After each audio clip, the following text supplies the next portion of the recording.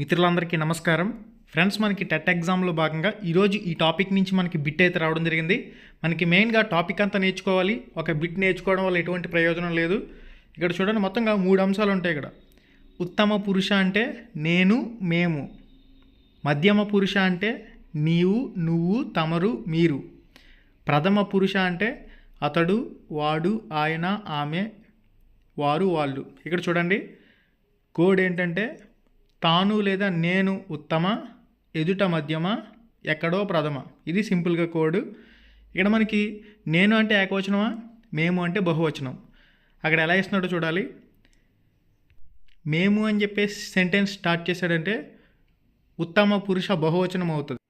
నేను అని చెప్పేసి స్టార్ట్ చేస్తున్నాడంటే ఉత్తమ పురుష ఏకవచనం అవుతుంది. ఓకే, ఏకవచనంలో ఇస్తున్నాడా బహువచనంలో ఇస్తున్నాడా అనేది కూడా చూసుకొని మీరు నీట్గా ఆన్సర్ చేస్తే ఈ టాపిక్ నుంచి ఒక మార్క్ అనేది నెక్స్ట్ షిఫ్ట్లో కూడా మనకి రిపీట్ అయ్యేందుకు అవకాశం అయితే కనిపిస్తుంది.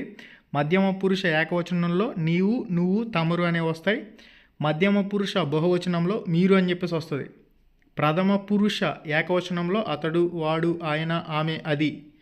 ప్రథమ పురుషకు సంబంధించిన బహువచనంలో వారు, వాళ్ళు అని చెప్పేసి రావడం జరుగుతుందండి. గైస్, వీడియో చూస్తున్న ప్రతి ఒక్కరు వీడియోని లైక్ చేయండి. మీరు కానీ ఫస్ట్ టైం మన ఛానల్కి వచ్చినట్లయితే సబ్స్క్రైబ్ చేసుకుని పక్కనే ఉండి గంట సింబల్ యాక్టివేట్ చేసుకోండి. ఈరోజు దీనికి సంబంధించి కూడా ఐసీటీలో భాగంగా ఒక ప్రశ్న అనేది రావడం జరిగింది.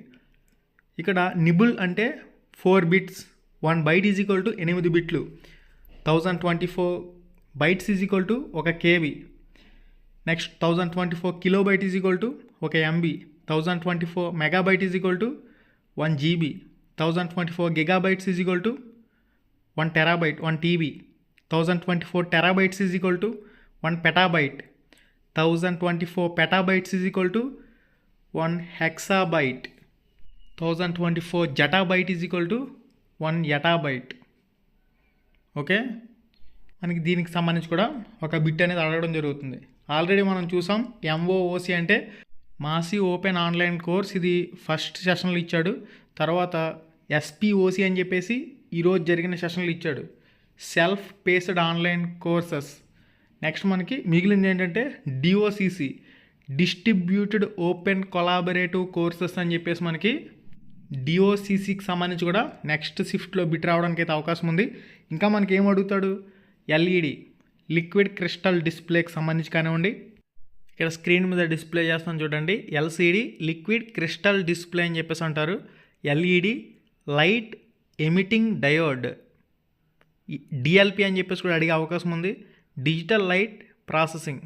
ఓకే, ఇవి మనకి ఫుల్ ఫామ్కి సంబంధించి ఐసీటీలో ఫుల్ ఫామ్స్ ఎక్కడ ఉన్నా కానీ చూడండి, ఇక్కడ చూడడానికి కనిపిస్తుంది. Vital information resource under size అని చెప్పేసి ఉంది. ఈ విధంగా ఫుల్ ఫామ్స్ ఏవైతే ఉన్నాయో వీటి మీద ఫోకస్ చేయవలసిన అవసరం అయితే ఉందండి. ఇవన్నీ అయిపోతే అప్పుడు ఇన్పుట్ పరికరాలు అంటే ఏంటి, అవుట్పుట్ పరికరాలు అంటే ఏంటి, CPU central processing unit, ALU అంటే ఏంటి, అర్థమెటిక్ లాజికల్ యూనిట్, వీటికి వచ్చే అవకాశం ఉంటుంది. ఈరోజు ఈ టాపిక్కి సంబంధించి కూడా ఉత్తర సాంప్రదాయ స్థాయికి సంబంధించి ఒక బిట్ అయితే రావడం జరిగింది. మనకి కోల్బర్గ్ నైతిక వికాస సిద్ధాంతానికి సంబంధించి 3 స్థాయిలు 6 దశలు ప్రతిపాదించారు.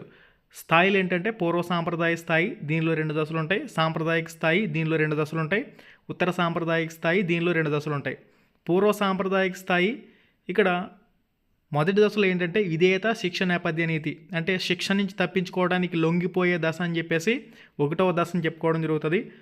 మనకి నేను హోంవర్క్ చేస్తాను, నాకేంటి నీకేంటి అని బేరసారాలు ఆడే దశ 2వ దశకి చెప్పుకోవడం జరుగుతుంది. సహజ సంతోష సహకార నేపథ్య నీతి, ఇవి 2 కూడా పూర్వ సాంప్రదాయిక స్థాయిలో ఉంటాయి. నెక్స్ట్ 2వ స్థాయి వచ్చేసరికి సాంప్రదాయిక స్థాయి, దీనిలో 3వ దశ మంచి బాలుడు మంచి బాలిక నేపథ్య నీతి. అంటే ఉపాధ్యాయుల చేత మంచి బాలుడు లేదా మంచి బాలిక అని చెప్పేసి అనిపించుకోవడానికి త్వరగా పాఠశాలకు రావటం, ఉపాధ్యాయుడి కంటే ముందుగానే పాఠశాలకు వచ్చేయటం, ఇది మంచి బాలుడు బాలిక నేపథ్య నీతికి అని చెప్పచ్చు. నెక్స్ట్ సాంప్రదాయిక స్థాయిలో 4వ దశ వచ్చేసరికి అధికారం, సాంఘిక క్రమాన్ని నిర్వహించే నీతి. పరీక్షల్లో కాపీ కొట్టడం అంటే చూసి రాయటం, మాస్ కాపీయింగ్ తప్పని చెప్పేసి భావించి కాపీ కొట్టకుండా పరీక్ష రాయటం, ఈ 4వ దశకి అని చెప్పుకోవచ్చు. ఉత్తర సాంప్రదాయ స్థాయి 5వ దశలో వ్యక్తిగత హక్కులు, ఒప్పందాలు ప్రజాస్వామ్యంగా అంగీకరించే నీతి. తప్పు చేస్తే శిక్షిస్తారు అని చెప్పేసి భయపడే దశ కింద నేను చెప్పుకోవచ్చు.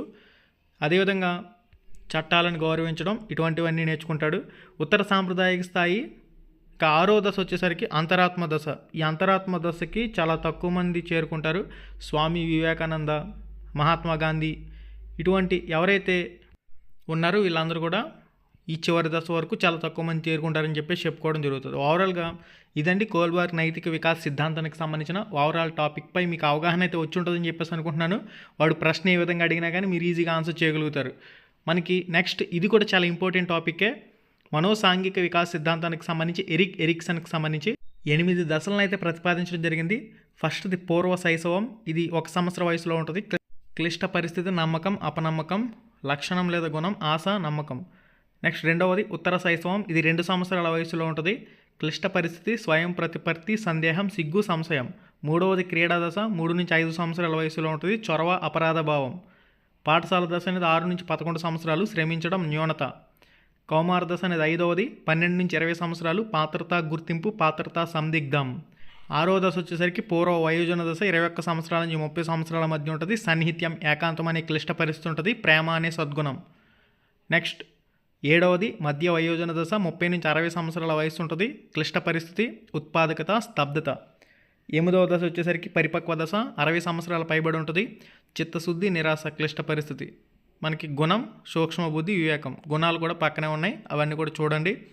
ఓకే గైస్, ఇది కూడా మనకి వెరీ వెరీ ఇంపార్టెంట్ టాపిక్ అని చెప్పుకోవడం జరుగుతుంది. ఇక శైశవ దశ, పూర్వ బాల్య దశ, ఉత్తర బాల్య దశ గురించి గతంలో చాలాసార్లు మనం వీడియోలో మాట్లాడాం. గత 2 రోజులు 3 రోజులుగా అప్లోడ్ చేస్తున్న అన్ని వీడియోలు కూడా ఒకసారి చూడండి. మనకి ఈరోజు 8వ తరగతిలో 2వ పాఠ్యాంశం మాతృభూమికి సంబంధించి మనకి ఒక బిట్ అనేది రావడం జరిగింది. విద్యార్థులు దేశ రక్షణకు అహర్నిశలు పాటుపడే సైనికుల సేవలను గుర్తించాలని, తద్వారా స్ఫూర్తిని పొంది దేశ సేవకు పూనుకోవాలని చెప్పడమే ప్రధానమైన ఉద్దేశం కలిగిన పాఠ్యాంశం మాతృభూమి. దీని నుంచి ప్రశ్న ఎలా అడిగాడంటే కంటెంట్లోకి వెళ్ళాడు. దేశం కోసం చావటం కంటే గొప్ప ఏముంది అన్నది ఎవరని చెప్పేసి క్యారెక్టర్లో సుధీర్, రోసయ్య, వీర, రాజారావు అని చెప్పేసి ఇచ్చాడు. దేశం కోసం చావటం కంటే గొప్ప ఏముంది అన్నది ఎవరు? వీర అనే క్యారెక్టర్. మీ ఆన్సర్ కూడా కామెంట్ రూపంలో పోస్ట్ చేయండి ఒకసారి ఈ ప్రశ్నకు సంబంధించి. ఈరోజు గజడ దబ అంటే సరళాలు. ఓకే, ఈ టాపిక్కి సంబంధించి కూడా ప్రశ్న అనేది టచ్ చేశాడు కాబట్టి నెక్స్ట్ మనకి కచట తప అంటే పరుషాలు, గజడ దబ అంటే సరళాలు. నెక్స్ట్ అల్ప ప్రాణాక్షరాలు అంటే ఏంటి? ఊది పలికే అక్షరాలను ఊష్మాక్షరాలు అంటారు. ఊష్మాక్షరాలు ఏంటనేది చూడండి. అంతస్తాలు అంటే ఏమిటి? 0, అరసున్నా, విసర్గలు, వీటిని ఉభయాక్షరాలు అని చెప్పేసి అంటారు. నెక్స్ట్ మనకి రావురి భరద్వాజ రచనలు: అపరిచితులు, కథాసాగరం, ఉడతమ ఉపదేశం, కీలుగుర్రం.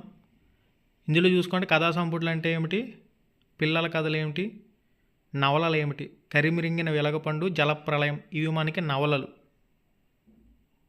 అపరిచితులు, కథాసాగరం అనేది కథా సంపుటులు, ఉడతమ ఉపదేశం, కీలుగుర్రం పిల్లల కథలు.